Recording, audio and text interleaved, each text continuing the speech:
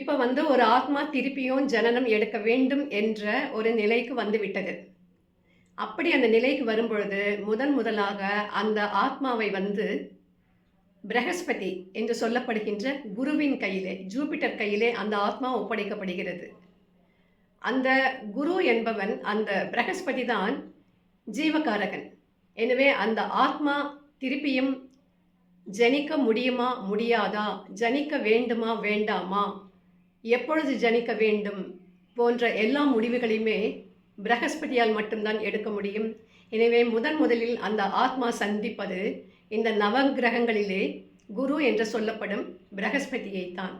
எனவே இந்த குரு அந்த ஃபைலில் டிக் மார்க் போடணும்.